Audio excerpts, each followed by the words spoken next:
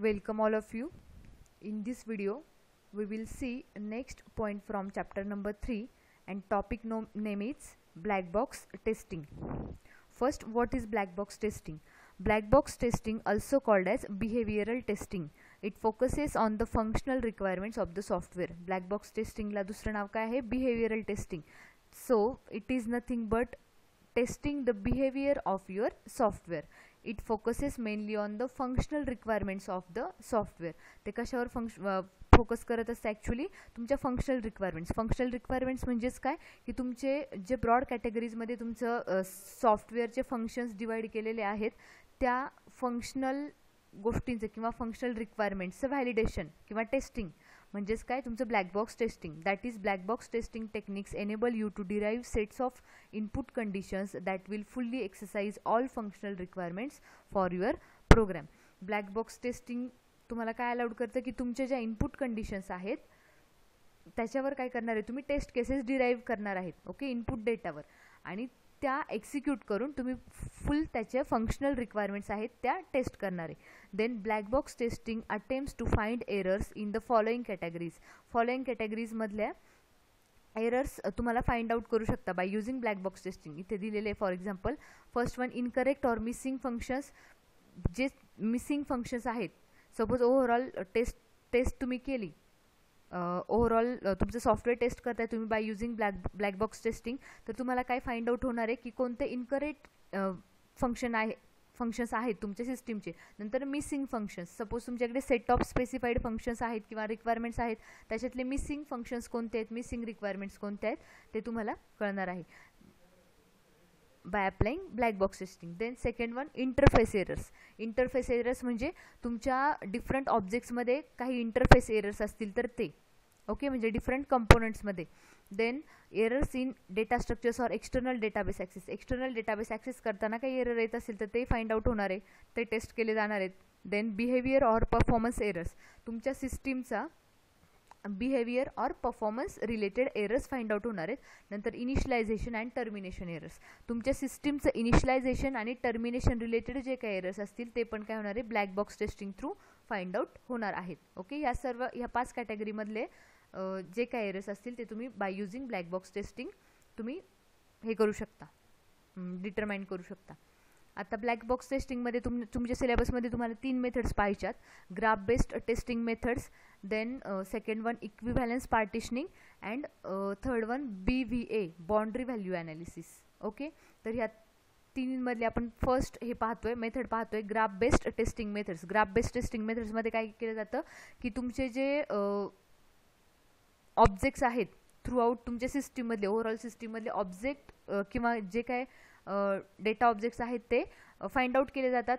त्याच्यातला interface find out केला जातो आणि बाय युझिंग ग्राफ त्याचं रिप्रेझेंट केलं जातं. ओके, त्याच्यातले इंटरफेसेस वगैरे आणि मग according to that graph the test cases will define.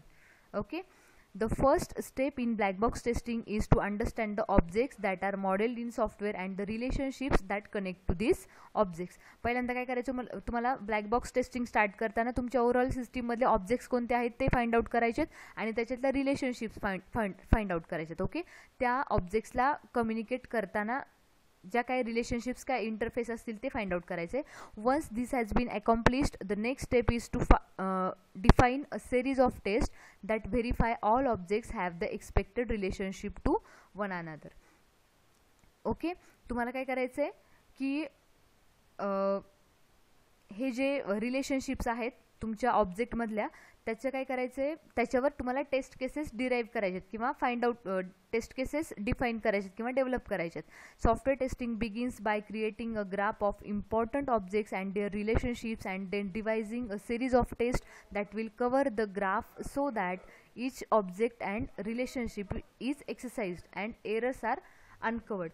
Okay, software testing तुमचं कशाने स्टार्ट होते तुमचं ग्राफ काय करणार तुम्ही जे तुमचे इम्पॉर्टंट ऑब्जेक्ट्स आहे त्याच्यातली जी रिलेशनशिप आहे ते फाइंड आउट करणार आणि त्याचा ग्राफ ड्रॉ करणार. ओके, आणि तो ग्राफ ड्रॉ केल्यानंतर ना तुमचा प्रत्येक ऑब्जेक्टची रिलेशनशिप एक्सरसाइज करण्यासाठी तुम्ही काय करणार आहे टेस्ट केस डिराईव्ह करणार. Okay, then to accomplish these steps you begin by creating a graph.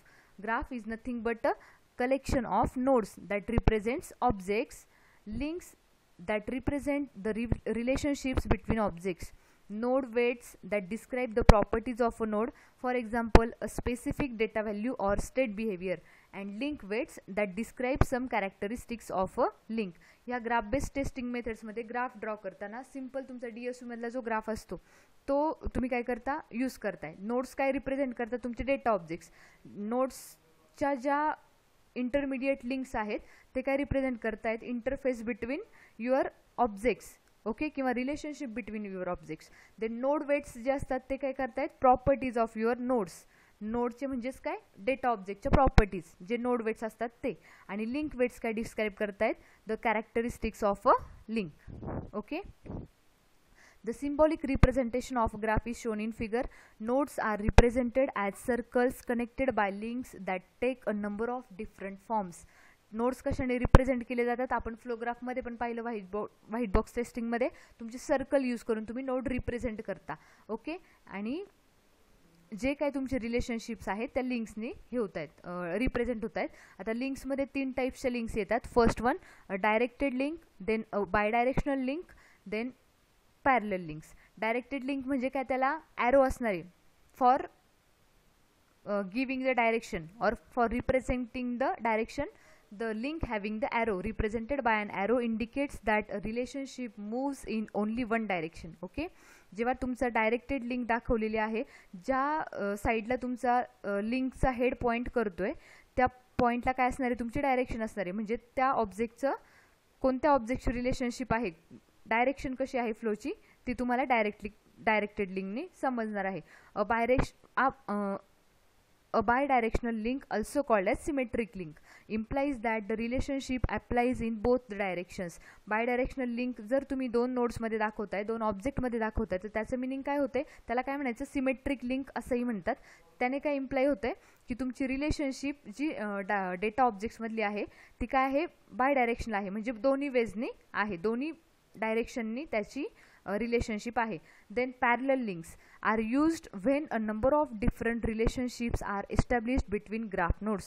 दोन नोड्स मध्ये नंबर ऑफ रिलेशनशिप जेव्हा नंबर ऑफ डिफरंट रिलेशनशिप जेव्हा ऑकर होतात किंवा असतात किंवा इंटरफेस असतात नंबर ऑफ डिफरन्सेस तेव्हा ते मल्टिपल लिंक्सने दाखवले जातात. ओके, तर ते मल्टिपल लिंक्सने जर दाखवलेले असेल without arrow then it is called as parallel links with or without arrow. Okay, आता इथे बघा एक्झाम्पल दिले. हे जे ऑब्जेक्ट 1, ऑब्जेक्ट 2, ऑब्जेक्ट 3 हे आहेत नोड्स. देन हे इथे एक ॲरोच्या डायरेक्शननी एक लिंक दाखवलेली त्याला म्हणायचं डायरेक्टेड लिंक. सपोज जर त्या लिंकच्या खाली जर ब्रॅकेटमध्ये काही इन्फो दिली असेल तर त्याला म्हणायचं लिंक वेट. ओके, आणि सपोज जर या नोडला डिनोट करून इथे काही इन्फॉर्मेशन दिलेली असेल तर त्याला म्हणायचं नोड वेट. नोड वेट म्हणजे काय की त्या नोडच्या पर्टिक्युलर प्रॉपर्टीज. ओके, जर हा ऑब्जेक्ट असेल त्याच्या स्पेसिफिक व्हॅल्यूज असेल तर तुम्हाला दाखवायचे असेल तर तुम्ही इथे दाखवू शकता. ओके, आणि इथे बघा ह्या लिंकला काय दिलेली आहे डायरेक्शन दिलेली नाही आहे त्याला काय म्हणायचं अनडायरेक्टेड लिंक. ओके, देन दोन इथे काय दाखवलेत पॅरलल लिंक्स दाखवल्यात, पॅरलल रिलेशन दाखवले. ओके, तर त्याच्यात काय म्हणणार आहे तुम्ही ऑब्जेक्ट 2 आणि ऑब्जेक्ट 3 मध्ये काय आहे ऑब्जेक्ट 2 आणि ऑब्जेक्ट 3 मध्ये काय आहे पॅरलल लिंक्स प्रेझेंट आहे. म्हणजे काय त्याच्यात more than one relationship occur होत आहेत. ओके, त्याला म्हणायचं पॅरलल लिंक्स. देन इथे एक्झाम्पल दिलेलं आहे न्यू फाईल मेनू. हा एक ऑब्जेक्ट आहे. New file menu select, then document window, then document text. हे 3 वेगवेगळ्या प्रकारचे ऑब्जेक्ट आहेत. तर इथे काय दाखवायचे तुम्हाला इथे बघा ॲरो हे दाखवले डायरेक्टेड लिंक दाखवली आहे. Menu select generates document window. New file menu select generates document window. आता ही जी रिलेशनशिप आहे ही from this object to this object आहे म्हणून ॲरो कुठे दाखवलाय ह्या डायरेक्शनला. ओके, आता इथे एक नोड वेट दिले नोड वेट नाही लिंक वेट दिलेलं आहे जनरेशन टाइम लेस दॅन 1.0 सेकंड. ओके, म्हणजे काय सांगायचे त्यांना तुमच्या ह्याची प्रॉपर्टी डिस्क्राईब करते ती. ओके, म्हणजेच काय की जेव्हा तुम्ही न्यू फाईल मेनू सिलेक्ट ह्याच्यावर क्लिक करण्याने तुमची डॉक्युमेंट विंडो जी क्रिएट होते ती काय व्हायला पाहिजे लेस दॅन 1.0 सेकंडमध्ये व्हायला पाहिजे. ही त्याची कंडिशन आहे. त्याला काय म्हणायचं लिंकची प्रॉपर्टी किंवा weight of that particular link. Then document text is represented as new file menu select आणि डॉक्युमेंट टेक्स्ट यामध्ये काय एक रिलेशनशिप आहे.